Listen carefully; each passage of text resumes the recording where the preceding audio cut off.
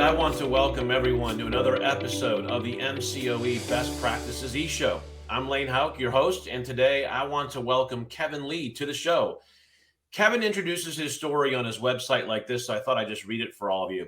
He says, I got into being a content creator by necessity. I had been a personal trainer for a long time, and I wanted a way to provide workouts and tutorials for clients when I couldn't be in person with them. I had no clue that I could earn any kind of living creating content until I started receiving payments from my YouTube channel. Fast forward a couple of years, and here I am helping brands and influencers create content for their channels on various platforms to engage with their audiences. This has created a ton of opportunity for me to explore my creative side and help people make an impact on the world. Welcome, Kevin. So awesome to have you on the show with me today. Thank you. Thank you for having me. Wow, I wrote that? Yeah, you did on your website, buddy. It's funny because I wrote that, I think, probably 3 years ago, maybe 4 years ago. And when I hear that now, I feel like nothing's changed. Like I still love being a creator. I love talking about creating content. I love talking about content, but more importantly, I like helping people. And I think that was true back when I was a personal trainer too. Like I Sure. feel like one of the biggest joys, the biggest rewards was not just getting people in better shape, but just really being present and helping them through whatever it is that they're working through. So I think that service side of me has always been there. And I think there's a really good opportunity to transition from something like being a fitness provider or Right. personal trainer to being a content creator, working with brands and businesses and influencers, because you're doing the same thing. You still ask questions, solve problems with them, and help them to achieve their goals. But it's the watching them go through their journey and go through their transformations that makes it very rewarding. I mean, it's great, but the rewards of seeing people make transformations is really awesome.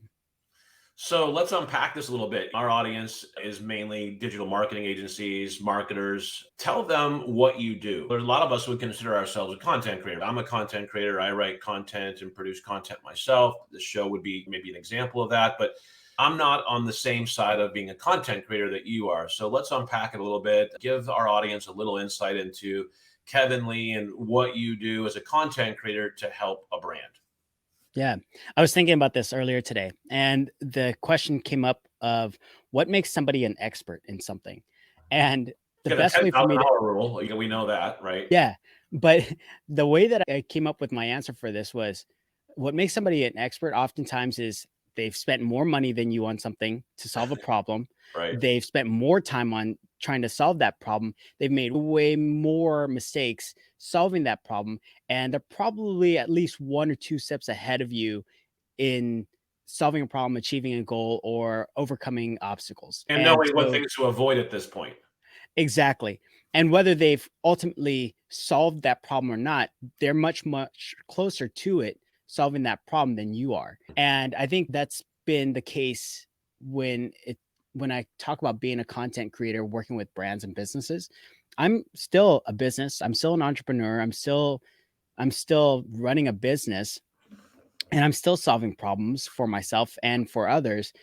But I've spent way more money on video content, video production equipment. I've wasted tons more money on it. I've spent way more time creating and making mistakes, figuring out solutions, overcoming obstacles, facing a variety of challenges that I think most other businesses, entrepreneurs, influencers have faced themselves. So what makes me an expert is much more relative and subjective to whoever's asking the question. Because if I were to look at somebody else who's in my space, who spent way more time doing it, who's faced way more challenges and overcome way more obstacles, I would look at them as the expert in the room because it's all relative. So to answer your question, what do I do and how do I do what I do?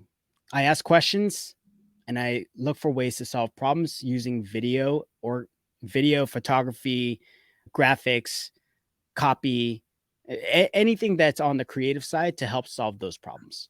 Okay. So what problems do most of your clients come to you with? There's probably got to be some commonalities there, right? Yeah.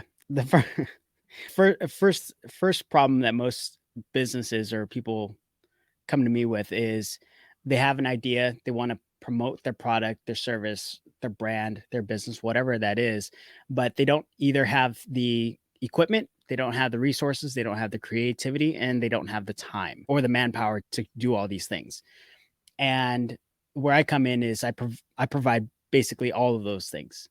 So I come in with the equipment, I come in with the creativity, I come in with the ideas, I come in with the resources, I come in with the manpower to help people create the kind of content that they need to help them achieve the goals that they're looking to achieve. And I know when you and I talked and prep for today's episode, you talked a lot about how you said you ask questions, you do discovery. Tell us a little bit about that process, because obviously what you just said, what you do for brands, you help solve their problems, you help create the content, you bring the equipment, the manpower, the ideas. That doesn't just happen from out of nowhere. You do a pretty intensive discovery process once a client decides to engage you, right? Absolutely. That process has evolved over the years. We Sure. call it a deep dive session. Okay. And back in the day when we first started going through this process, and when I say back in the day, I'm talking like 2 years ago, maybe 3 years ago, they were called deep dive sessions. And we'd spend 3 days really just digging into the business, the brand, their intentions, their audience, the competition. So we're really diving into all the aspects of what it's going to take to create the kind of content they need to create. It always started with talking about the audience and really building out an avatar. Who's the ideal audience? Who's the perfect Who are you customer? speaking to? Yeah. Correct. Because if you don't have that part down, everything else is just talking about your product. And nobody just wants to hear about your product. They want to know how you're going to solve their problem or how you're going to help them achieve their goals. So I think a lot of businesses, when they first start out with the idea of creating content, is here's my phone. Look at all the cool things that my phone can do. And that's the idea of what pushing out content is, which in a lot of cases may or may not work. But what's really going to be consistent is how it's going to help your audience solve an immediate problem or scratch an immediate itch. So the first thing that we do, which we literally would spend a whole 3 hours on the first day just diving into, is just the audience, building out that avatar. Who are they? What are their goals? What are their major problems? What obstacles are they facing? What are the excuses that they make for not being able to overcome those obstacles? What are the fears that come up if they think they can't solve that obstacle or problem? What would their immediate desires be like? What would they want to achieve right now? What would help them to be able to move on to the next step? Because the next step is getting them one step closer to ultimately crushing their goal. So asking all these really intense and mental questions and really getting to the heart of who that ideal audience is, and really getting in their head and really putting yourself as the business owner, as the decision maker, putting yourself in their shoes to really understand what their needs and wants and desires are. When you're doing this deep dive, and then this is it 3 days that you spend with a typical client? Is that right? It Yeah. used to be 3 days doing each step. So first step was doing the audience. The next step was the marketplace, really figuring out who your competition is and what are the conversations, what are the primary topics, what are the questions that are being asked, what are the common answers that are being provided by the rest of your industry, what's the status quo. So that's day 2. And then day 3 is what we call the message, really fine tuning how to describe your product or service, your offering or your solution in a way that makes sense, that relates to your audience, that stands out from the rest of the marketplace, and that positions you as the authority figure in your space. So we spent 3 days doing that, and we've learned to condense that down to essentially a day and a half, Oh, cool. which is still a lot. But Sure. by the end of this, not only am I clear on the brand or business's intent, but I literally know the business as well as the owner themselves. Sure. But more importantly, what we discovered was that the brand, the business owner, the influencer becomes even clearer about everything Hmm. when it came to their own business, so that when it came time for them to talk about who they are, what they're about, why somebody should care, and what their intention is for the audience or for the customer, because they become so clear on it, It they flows. can be it'll flow. And it doesn't matter whether they're doing it in front of a camera, in front of a live studio audience, or if they're doing it just one-on-one with somebody that they already know and trust. They're able to speak to everything very clearly. And so I think being in the position that I'm in, I'm helping my clients become better at owning their business, at presenting their business. And speaking to their audience for sure. Yeah, I could see how that Absolutely. exercise for sure would just get somebody a lot more intimate understanding about their audience and how to communicate their message, their brand. Yeah, absolutely. So we have written content, we have audio content, we have image content, we have video content. Are there any other forms or mediums of content that I'm missing there? As far as I know, I think That's it, you've right? covered it all. Yeah. Yeah. All right, so you got those 4 mediums of content. So first of all, do you focus on one or the other more than the other 2 or 3? And also, do you find that any one of those 4 mediums of content are more effective for a brand? Written versus audio, audio versus video versus image? I'm a big fan of video. The reason why is because That you were gonna say that, but I wanted to give you the yeah. opportunity to say something different too. Yeah, I'm a big fan of video, and the reason why is because video is just super versatile. If you're doing a video podcast like this, we have the video version. You can drop it onto your video platform like YouTube or Vimeo or whatever, and then you can cut those up, use them for social media, which is awesome because Instagram decided that it's a video platform versus being a photography platform.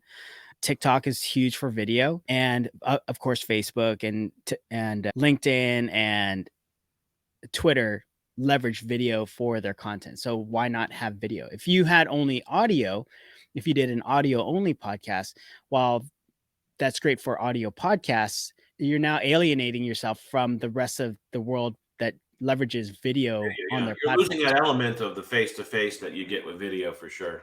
Absolutely. And then video also, you can take that same video, throw it into Otter AI or yeah, is it Otter AI? I think it's Otter AI or Descript. Descript, which I'm a huge fan of. Yeah, me too. And you can transcribe that. And now you have essentially copy for your blog. You can pull snippets of that from a highlight and use that as part of your email. There's so many different things that you can do with video that I think if you weren't using video for kind of the baseline, the foundation of your content, you're missing out on all the other opportunities. Like you'd have to create all the other elements separately. Just Right. use video and it becomes the all-in-one Yeah, you get all 4 right thing. there. With Descript, you have a video content. Now it becomes all four mediums of content versus having to create audio, then go create some images and go create some written content. You do video and you get all 4. Absolutely. And look, for photography, you could easily make a thumbnail from this session. So right here. Yeah. All right, there's your thumbnail. Yeah, awesome. So yeah, like I feel like video is such a great tool for covering all the bases for your content distribution. Yeah. So why don't more brands leverage video? Because still, even though as long as video has been around and trending and becoming more and more popular, YouTube's the number 2 search engine in the world. There's still so many brands that aren't leveraging video. I can tell you, I confess, I still don't leverage video enough in my own business the way I know I should, which is part of the reason why I wanted to learn from you. What can we do? Number one, I have 2 questions for you. One, why aren't brands leveraging more video? What do you find to be the biggest reason? Or Okay. 2, and the second question being, what are some tips? Let me get into your head and that expert status that you have and all the trial and error. What are some tips that brands can do to easily just start to create video so that they can start leveraging that medium? Great questions. Okay. So the first reason why brands don't leverage video more, I think this is the heart of it. It's just fear. Fear of wasting time, money, resources, manpower. Fear of looking stupid in Camera. front of the camera. Yeah. Fear of the technology because it's so intimidating. There's a lot of technology involved, or so we think. So fear is a big driver as to what limits people from actually taking advantage of doing video content. diving a little bit deeper into that, thinking about why the fear is so great. We'll talk about the technology side first. When it comes to creating video, a lot of times people want to look good, they want to sound good, they want good production quality, but there's a lot of equipment that if you didn't know about it, you wouldn't be able to solve the problem of looking good in front of the camera and sounding good in front of the camera. Everything that I have here in front of me took, I think, 6 years for me to figure out. And that's just through spending a ton of money, trying a lot of different things, and trying to solve the problem. Because to make this look decent requires a little extra work. So I have you got a pretty good camera face though, that just natural. But this took work too. So part of it was figuring out the right lighting equipment, the right camera equipment, having a teleprompter here so that I can make that eye contact with you. So there's a lot of technical stuff there, but for somebody who's brand new to it, who's intimidated of creating content because they think they don't look good or they don't sound good in front of the camera, they know that they need the right camera gear, but they don't know where to start. And there's a lot of content creators, YouTubers, experts in this space that say, these are the pieces of equipment that you need. The hurdle to get over first is just figuring out the technology stuff. The second part to this is wasting time, fear of wasting time and money. What if you realize there's an easier way to do this without spending a ton of money? That's why people stick to the old school stuff, especially folks in the trade. They'll still run ads in magazines, newspapers. They'll do your traditional Facebook ads for $29 on service or whatever that is, which still works. But if they want to continue to build reputation and build authority in their space, they got to come up with an idea to create more content. Otherwise, all they're doing is just working there. It's a race to the bottom with $28, $20, $19, free consultation, whatever that is. And so the fear of wasting time and money on stuff that they don't need. And I know plenty of people that have invested in digital marketing, in content, in a whole year's worth of content schedule and not get anything in return from it because they just had the wrong strategies, or they didn't commit, or they weren't 100% committed or confident in the process. So we talked about the technology hurdle. We talked about the fear of not looking good and sounding good in front of the camera and wasting time. Creating content is time. It is time consuming. Yeah. You are investing your time and your energy and your resources, not just getting in front of the camera, but also coming up with your content ideas, the topics, and especially if you're not good at being in front of the camera at first and you stutter, you stammer, you can't keep a train of thought, you might have to actually write out your script so that you can actually present in front of the camera. Not everybody's good in front of the camera. This right here took a lot of time for me to even not stutter and to actually be able to keep a train of thought as I'm talking, because I could easily go off in random tangents. And I think the average person who's not used to being in front of the camera then can also get that stage fright, or you lose your train of thought because you're all of a sudden you realize, oh, I'm in front of the camera. And so I think you're right. There's this fear of one element or another that is probably the biggest reason that holds most people and or brands back. 100%. And or the fear of how much time and money is this going to actually really cost. And if I do that, is it even going to have an ROI? Is it really going to pay off for us? I think we both know that answer in terms of payoff and ROI. Maybe talk about that. What are some, you go in, you spend 2-3 days with a brand, they spend whatever, $15,000 to $25,000 to $50,000 with you, depending on what you're doing and the scope of all that.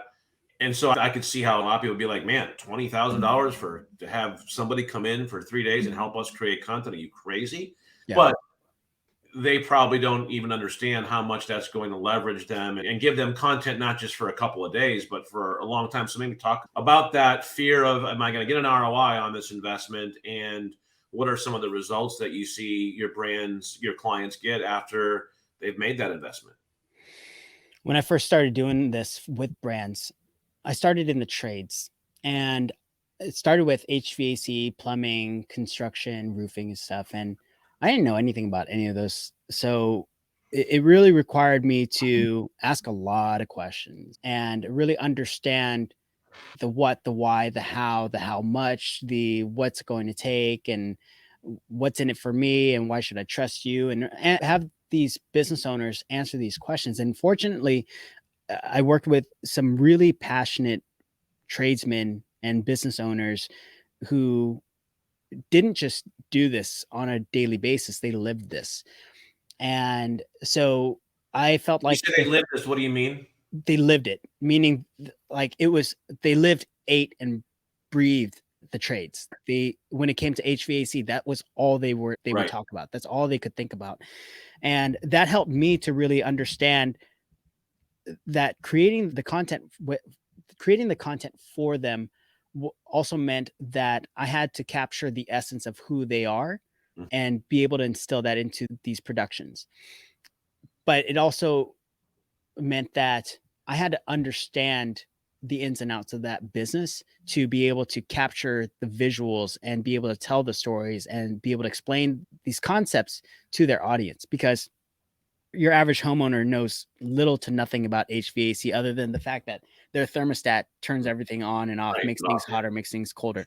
So to be able to help your audience understand that if they're trying to be comfortable, but they're not comfortable, and be able to help them to understand that solving the problem might be within their abilities, but sometimes may require a professional, that when the time comes, they can trust that professional to service their needs. Because as a homeowner, everything's very seasonal. You don't think about things until they don't work. So same, just like with your HVAC, you right. don't think about your HVAC until it just doesn't work right. So when an HVAC business, I'm going to talk about HVAC for a minute. When you're an HVAC business, sharing content, posting up ads about your business and posting up offers, you're going to get people who want that offer right now, but maybe you're also targeting an entire community that didn't know that you exist. They know that you exist now, but they may not remember you 3 months down the line. Right. So if you're not creating the content regularly to be present for them, to be on their mind every so often, at least once a week, letting them know that you exist, then they're probably going to go after somebody, your competitor, who is posting on a regular basis, letting them know that they exist, sharing knowledge, sharing expertise, sharing insights, letting them know that they're not just a faceless brand, but an actual local business with real people who have real feelings, emotions, and live in the community with you, that can help service your needs because they understand what it's like to go through what you're going through right now. So that requires creating not one piece of content, not one video, not one ad, one photo. It requires creating a lot of pieces of content. So this is a long answer to a short question. What we learned to do, what we discovered was we need to create essentially a year's worth of content in 30 days. So in 30 days, what that basically means is we do 3 days of deep dives, we do 3 days of filming, and then within 30 days of doing all the edits and the production, we turn everything over. Now, what that looks like for the client is they have video assets. They'll also have transcriptions of each of those videos so they can easily turn those over into blogs. Also generate different hooks and headlines for their posts. We also capture images for their thumbnails. So when you post up your video, you're not posting up this video with this random image as your thumbnail. And then we're also giving you your email subject lines to test as well. So we're covering all the bases for your content, because just because you have a video doesn't necessarily mean that video is going to land. You can test that video so many different ways in order for it to actually work. And that's what I discovered not very recently, but within the last year, was that just creating video assets for clients wasn't enough, especially if I'm working with the client through a digital agency. They may be doing the marketing, they may be doing the distribution and stuff.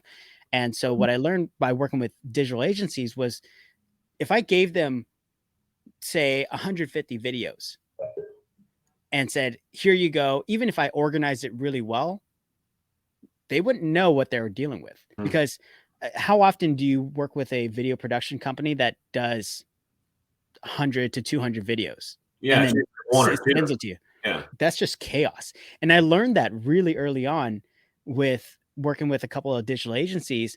They're great at what they do, but they weren't prepared to see that much content. Usually I would Much assume less know how to use it to schedule it. And yeah. And is there like a series, a strategy, and how's that, what's the flow of that, all that? Yeah. yeah, so that made me take a step back and figure out, okay, who am I really serving here? I'm serving the client for sure. But in order for the client to see success, I needed to understand how to work with digital agencies, with their social media team, with their ad strategists, so basically their social team, their ads team, and even if they have their own internal creative team, there's somebody that's overseeing the entire process. There's a quarterback there who's overseeing everything.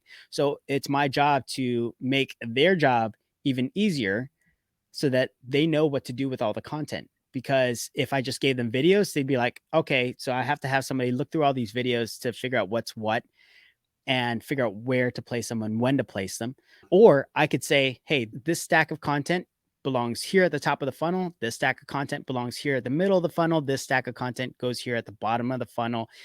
With each video, here are the different hooks and headlines that you can test. Here are all the approved images for the thumbnails for you to test that you can test against each other to see which one has the best cost per click or impressions. And then here are all the different headlines that are tied to these particular topics or these videos. Find out which of the 5 is going to land the best with the audience. And then you do the rest from there. If I do just that much more for the digital agencies, that only helps to yield better results for the client. I could see how if you didn't do that, there's a good chance that some of that content or a lot of that content doesn't even get used. It just would just sit there, after it's created. Yeah. Yeah. And I can tell you that a lot of our mutual friends who are going to be watching this video will nod their head because they've worked with me. And as much as I was helpful at providing all these assets, it's because of these interactions that we've learned to overcome these challenges. Because the idea of having a whole year's worth of content is a great idea until you get it all. Right. And then what in the world do I do with all this? Yeah. So working with all those people, thank you so much for the great insights and providing the challenges. We've solved those things and we're much, much better at doing these kind of things. So thank you so much. Yeah. So that's the reason why now when we say we create a ton of content for people, it's not just video. We are providing the extras, the supplemental resources to help make sure that those video assets really land for the audience. It sounds like, you can correct me if I'm wrong, but it sounds like you're bringing not only the ability to capture and create all the content, but you're really bringing in the strategy before you even capture it. Like that's what all the deep dive discoveries for, is so that you can come in with a really good strategy, almost really knowing what kind of content you have to create in those live days. And then once you have it all, now it's just going to be released, distributed, syndicated, posted, shared in a real strategy that you're helping to lay out. Absolutely. And even the littlest things, like what we figured out how to do was we came up with our own catalog system. So kind of like the Dewey Decimal System. That gives me a flashback in history, man. Decimal system. So I know. Tell me about it.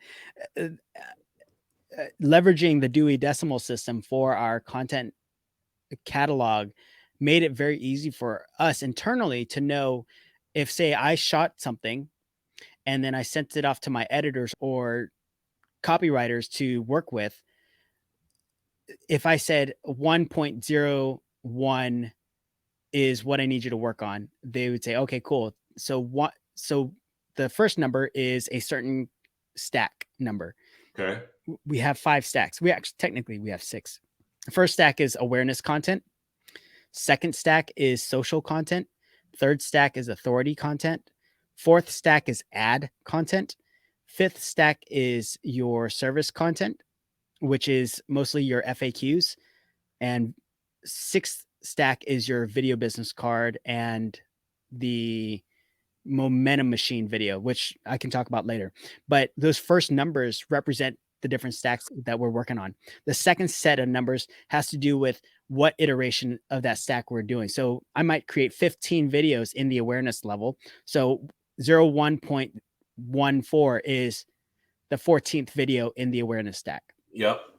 And then if we have different revisions of number 14, it would be 0.1, 0.2, 0.3. So it would be like 01.14.02 is revision 2 of video 14 of the awareness stack. Wouldn't have ever got there unless we made a ton of mistakes when it came to naming conventions of videos.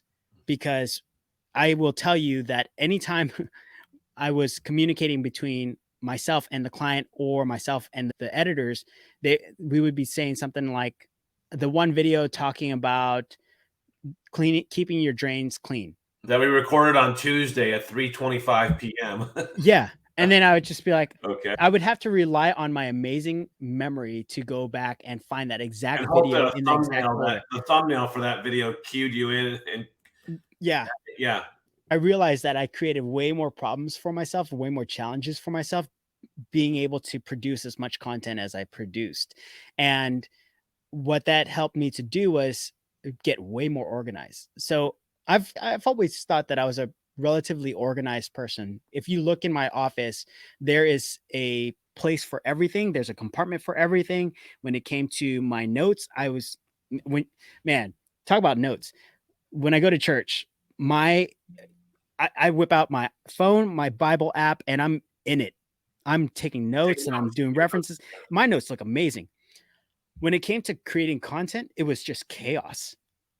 It was absolute chaos because there was so much fine tuning and coming up with solutions to doing everything that it was hard to, and almost every client was a little bit different and the strategies were different. So coming up with solutions internally to make sure that we were organized and had a systematic way for proper handoffs, communication, for managing assets and deliverability, it was a never ending cycle of changing things up until probably 7 or 8 months ago, where we had a number system or a naming convention system.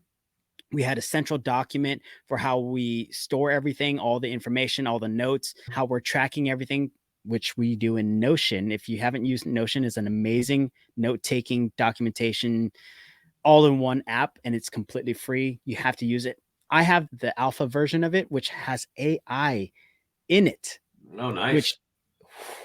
Oh my gosh, it's so good. So leveraging technology and leveraging different ways of managing assets and managing communications was a huge part of how we've been able to get really good at not just creating content, not just coming up with ideas, but also making sure that the handoff portion is smooth and easy to transition. Because say we're working with the client directly, if they don't have a social media manager, this is one more thing that they have to do on top of managing their business. So they don't want to have to go through that problem or through all that trouble. And if they end up hiring somebody to be their social media manager, sometimes you have a 18, 19, 20-year-old who's cheap, passionate, excited, and just wants to get in. And again, if you give them a bunch of content, they're going to be like, what the heck am I going to do with all this? All of a sudden, they take the bottom of the funnel videos and start posting them to the top of the funnel audience. And and sometimes a lot of the content doesn't necessarily have to be exciting or amazing, but it does have its place in the funnel. So it could be something that doesn't have a lot of visuals. It doesn't have music. It doesn't have a whole lot of, maybe it was shot with the phone. If you were handed off all these videos and you see this one video, you might just pass it off as, okay, it's just like whatever, knowing the importance of that video in the customer journey. Exactly. And then maybe the client, the business is actually working with a digital agency who has a social media team, who has an ads team, who has a project lead on this. And maybe they're overseas. Maybe they've never dealt with this much content ever again. And now they're scrambling to figure it out, and they're just going to do whatever they do. And they might end up taking way longer to get those pieces distributed.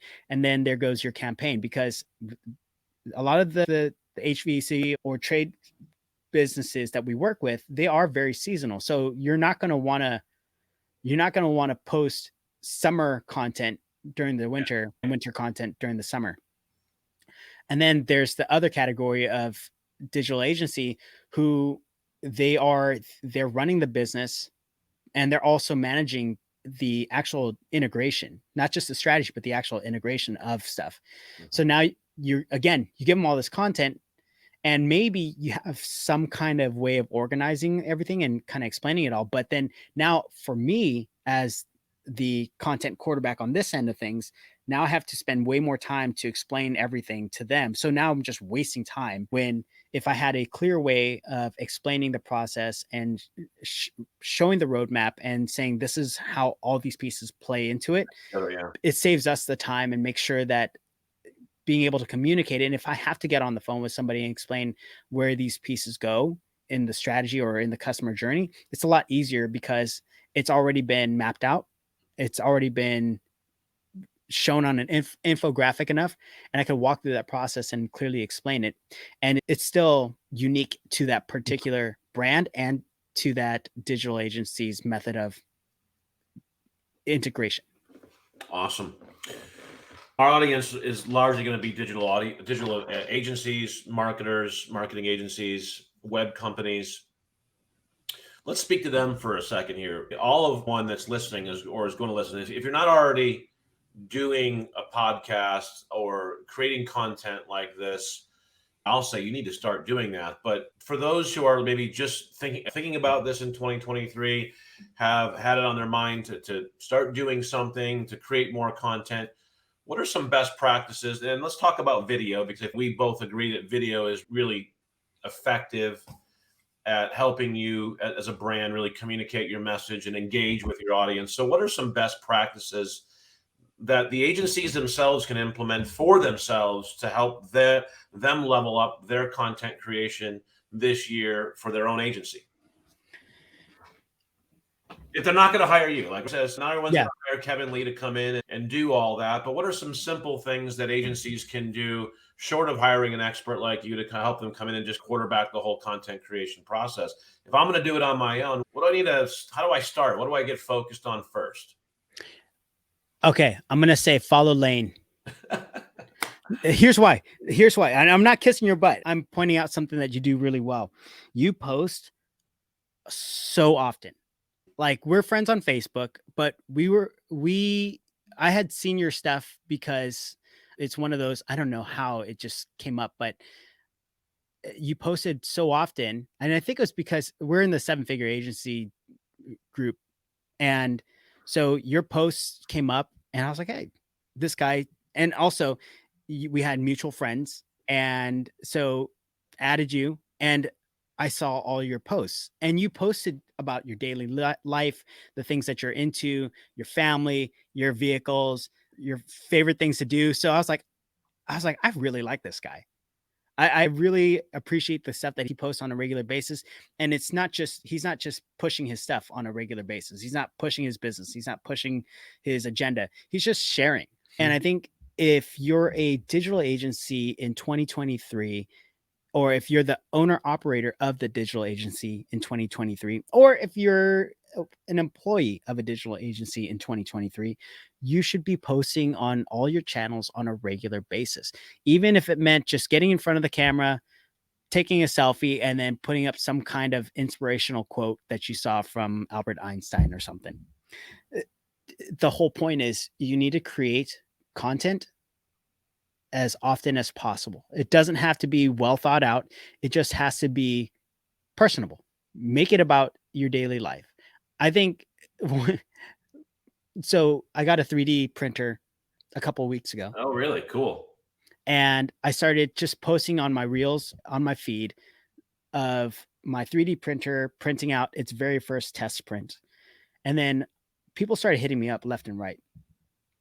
People that normally don't even hit me up. And they were like, yo, what's up with that 3D printer? How are you liking that thing? And then we get to talking. They're like, so I also see that you do videos and stuff.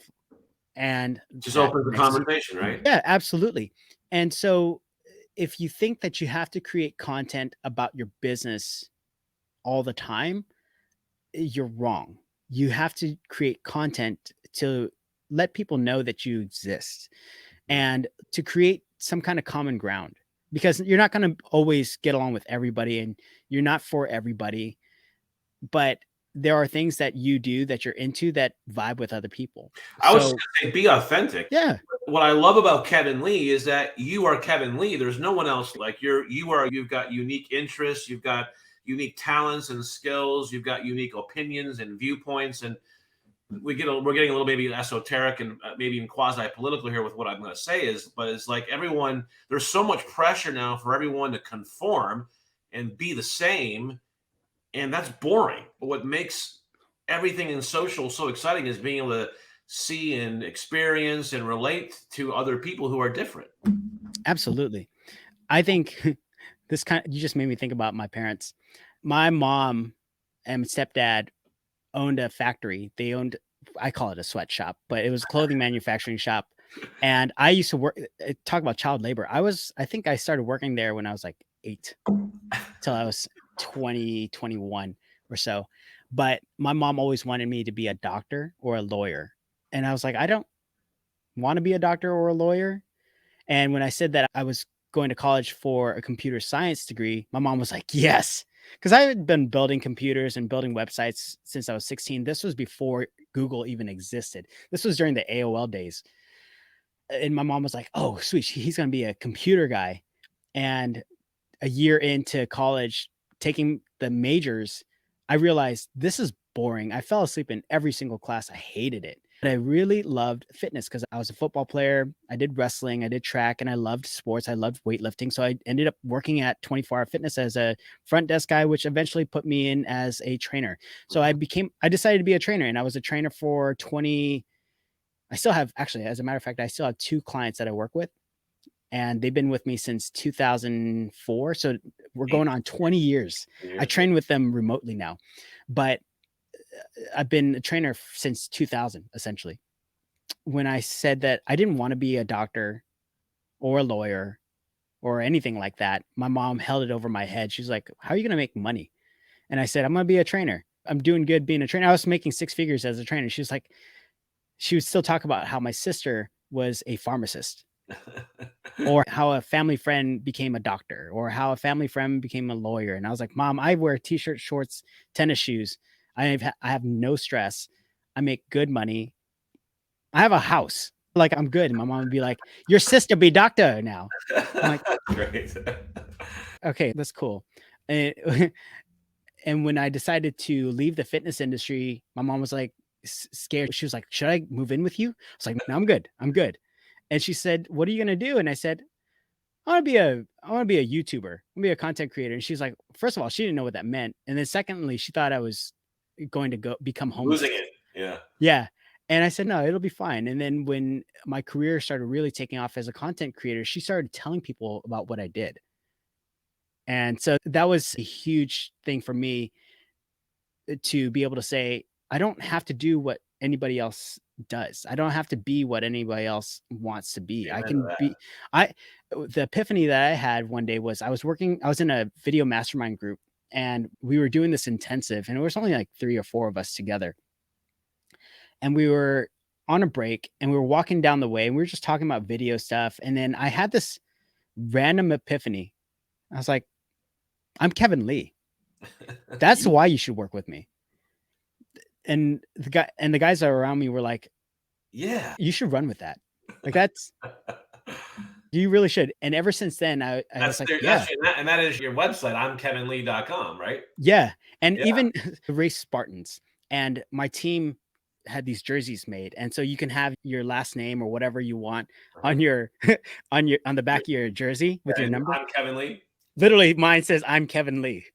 That's awesome. And I decided that I wanted to own that because I am Kevin Lee, and there's only one of me. Yep. And the reason why you would want to work with me is because of my unique take on all this. I'm an entrepreneur myself. I understand how hard it is to run a business, to work in the business, to work on the business, to oversee everything, to stress out about stuff, to worry about making payroll, or making sure that people are taken care of, or making sure that we're set for the next 5 years to have an exit strategy or whatever that is. And I understand that the investment made into what it is that I am doing for you is a big gamble. It is a very big gamble, and I take that very seriously. So I will go in with a fresh perspective, with an open mind, ready to ask questions, ready to listen, and ready to find every possible way that I can fit in to help solve the problem that you're coming to me with. I'm not an order taker. I'm not a videographer. I'm not a videographer, and I'm not an order taker. That's the best way to put it. Videographers, if you hire a videographer and you tell them what you want and they say okay, and you tell them what you want to do and they say okay, and then if you tell them how to shoot video and they say okay, you're in trouble. Yes, I was just gonna say if you're already at number two and they're saying okay, you're already in trouble.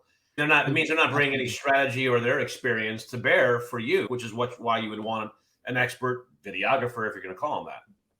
Why Exactly. do you? And I know there's a reason, but tell our audience, why do you not refer to yourself as a videographer? because I don't only do video. I use video as one of the vehicles to solve your problems.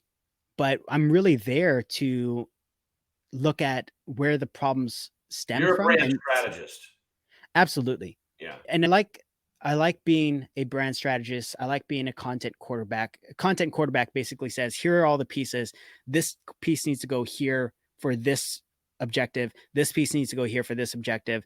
We need to create this. You don't have that yet, but we need to create that so that it goes here, so that it plugs that hole. So there's a lot of things, a lot of hats that I wear that are necessary in order to ensure that if we do video, it it meets the objectives that we're setting up. Because if we go in saying, the one thing that people usually come to me with is, can you make a video for my website? Like a corporate video. I need somebody to say that tells us everyone who we are. Yes.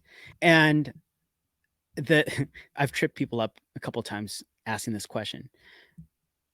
They say, I need a video for my website. Okay, cool. How are you going to get people to your website? How are you going to get people to see the video on your website? Do you have a strategy for getting people to visit the website, to land on that video, to watch that video, and then Take what action. you do after? What action are you going to have them take? And then what happens after the fact? Boy, the answers that I Walk get. over and they're like, yeah, I shouldn't have asked you that question.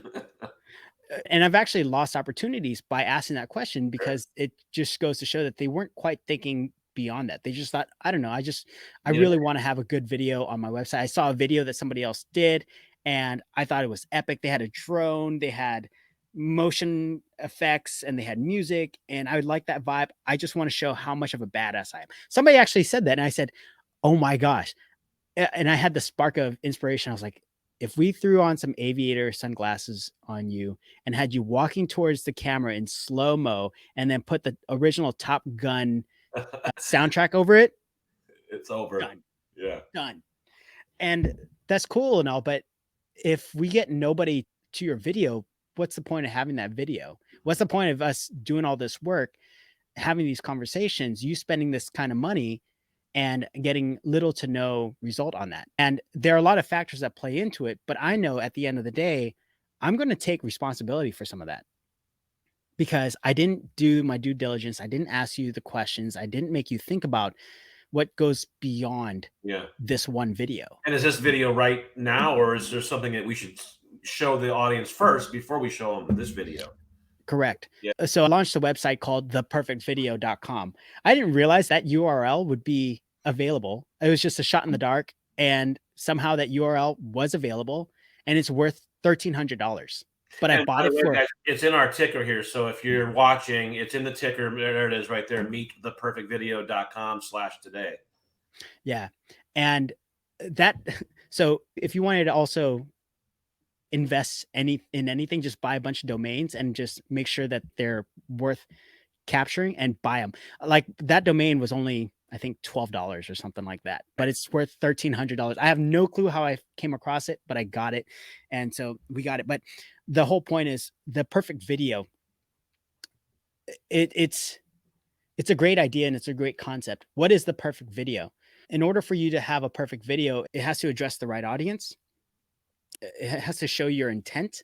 It has to show that you're a real person and you're not just some brand, that you have a means to solve a problem and you're showing off how that solution works, some social proof, and then a call to action and create a sense of urgency. So Mhm. at least 8 elements to those videos.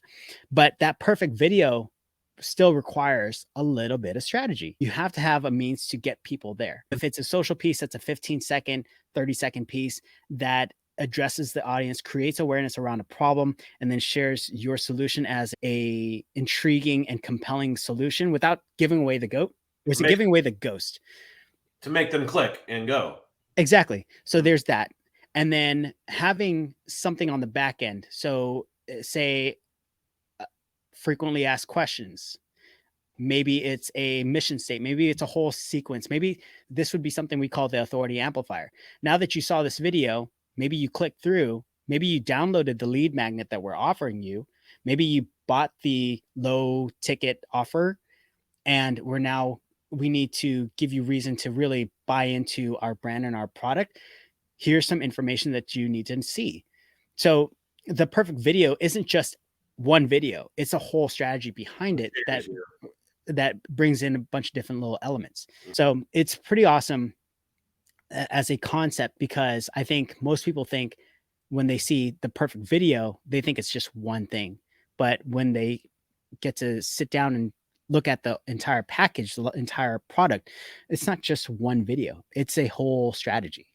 So I think one of the things I want our audience to gain from Kevin and what he's saying here, and what we've been really talking about for 50 minutes here, is a lot of what I'm getting from you is that there's content. Just you can't just throw out content. Like it can't. Like you can just throw things at the wall, but you're going to have so much more effect when there's thought and strategy before you even create the content. And then when you create the content, you're doing it and releasing it in series. There's a whole, it's not just throwing stuff. There's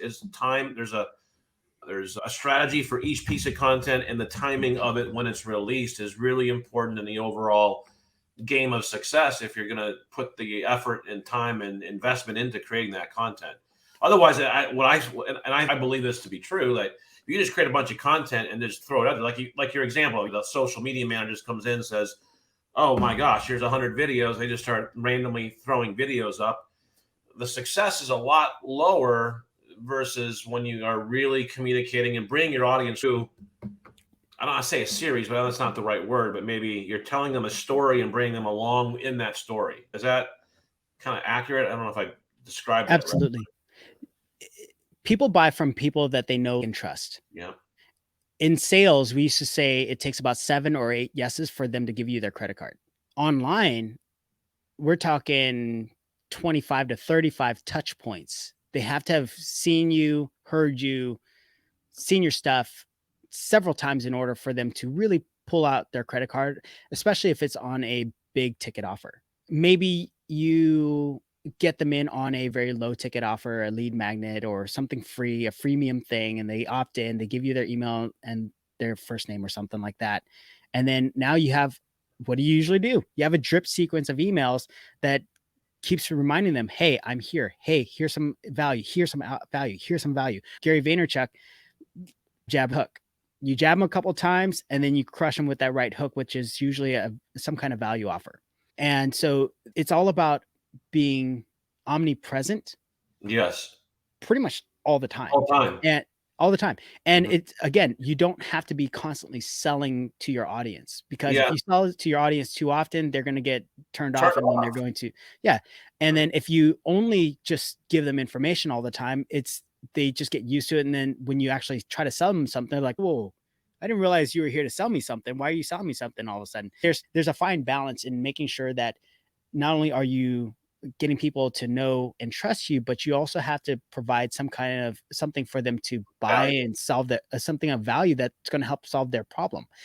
And in order for people to know that you exist, create some awareness content, create awareness around the problem and the solution. To get them to know you, create some social content, share about your life, share about your habits and your interests. and share about your journey as an entrepreneur, share about your journey as the expert in this one particular space. Then we get into authority content. Share what you teach. Give your best away. Give your best stuff away. Dennis Yu, he used to say, or he still says, if you want to make a ton of money, give all your stuff away for free. Share as much as you possibly can. And I think that's also helped me a lot because it's made it very easy for people to reach out to me and ask me questions about anything. I'm like, yeah, sure. If you want to know what's the best camera for your home setup, I'm going to spend 10, 15 minutes with you talking about all the different cameras. Or if you say, Kev, I just want this one particular camera. Like I did. That's you did. Under this particular budget. I just said, Kevin, just tell me what's the best camera for under $1,000 that I can use. And I don't save me the 4 hours of having to go look around on Amazon and read reviews. Yeah. And how much time did I spend with you? I texted you for a while talking about all the different things. 20 minutes and then it's around a camera suggestion. Yeah. And not only did I tell you what camera to get, but I also told you that you're going to need a USB capture card. You're going to need the lens. You're going to need the cables. You're going to need all these things. You're going to need a particular type of stand. And then also don't forget to think about lighting. And if you need to really get that cinematic look, you're going to need this particular lens filter. And so all you did was just ask me, Kev, I just need a camera for under $1,000. And I could have easily talked your ear off. I believe that if you have something that you would share for free easily, if you could help people for free in any particular way, that's the one thing that you need to create a product on, because you know that you're going to have the chops to talk about it, and that you're going to just absolutely give away free information all day long, because you know that that's where your heart is and you enjoy talking about it, but also you know that it doesn't end there. It never really just ends there. There's going to be more that you're going to be able to provide down the line for people. Right. So there's that aspect. And then finally, just talking about the ads aspect of things. So you had awareness content, social content, authority content, and ads content. So just again, jab, right hook. So once people know and trust you from the earlier content in your sequence, now when it's time to promote a product or a service or offer or a solution, your audience is going to go, okay, cool. He has some other stuff. She has some other stuff that I can definitely look into. Here's the URL. Click on this URL. If you want this awesome checklist, guide, blueprint, whatever, download it for free. So those are the types of content that we produce for clients. And those are our staple. Those are we call it the big four. In this case, it's technically the big six of content that we recreate for clients. And the context is always different, but the format, the formula, the system behind it, it's still the same. So I've been meaning to ask you, tell me a little bit about the 3 pictures behind you. You got 3 pictures there. Tell me a little bit about that. Okay. My wife has always called me a dreamer, and I don't know why, but I've always had this fascination with space and the galaxy. I think it's more of just the fact that personally, I believe God is great and he created the entire universe. And there's just something when you look up at the stars, you just get this sense of there's so much out there and we're so little. And these pictures back here, I forgot who the illustrator was, but it's that retro 50s, 60s look. I can see that it's a little blurred, but yeah, it's like with the world behind it or the globe. Yeah. And so they're basically on the moon looking back at the earth. And so it's like almost as if they're on a space station and they're exploring, but they're on vacation. So all these pictures of people on vacation just looking at the planet Earth from way out in space. There's another image of this little boy running through a wheat field towards one of those planet Earths in space. And I don't know, there's just something about that makes me feel like that's me, because you got a big vision. I have a big vision and I'm always chasing something. Yeah. And there's always some kind of big dream. And my wife is always, she's the realist. She's the one who deals in the day to day. And I'm always here. Yeah. And I'm always like dreaming of the next big thing or how I can accomplish something big and amazing. And so I'm definitely going to get that one print. It's going to be huge. I don't know where I'm going to put it, but it's going to be massive. It's going to be one of those ones that my wife is going to be like, why did you buy that? Babe, that's me right there. So tell us about your family real quick. So I've been married to my wife for now 11 years. We met in the gym, as a Nice. matter of fact. I was a trainer and she was training with somebody else, and she wasn't my type. Not my type at all. She's gorgeous, by the way. But at that time, she had a bob cut. She had piercings. I think she had her nose pierced. She has tattoos all over. And I'm very straight edge. Like I didn't drink until I was 21. I think I got wasted probably 2 or 3 times in my entire life. Not my cup of tea. But she was just this. She was like this hardcore girl, and I was a straight edge boy, and I wasn't into her. She wasn't even into me. She was into the bad boys. But yeah, we've been married for 11 years now, and we have 2 wonderful kids. My Beautiful kid, daughter's, by the way. yeah, super. Like when I Photo bring out my finish. I camera, mean, it's good to have a photographer slash videographer. I'm using those terms loosely for you as your title, but for a dad, because man, your kids are absolutely beautiful. thank you. And I love taking pictures of them, especially when we're traveling and stuff. I have so much family films that I'm still working on of when we go on big vacations. Like when we went to Hawaii a long time ago, my son must have been maybe one. That was 2019, 2018. That film took me 4 years to edit and actually do something with. I have another one that I'm working on, and it's from Breckenridge. Beautiful site. I brought my drone. I brought a couple cameras.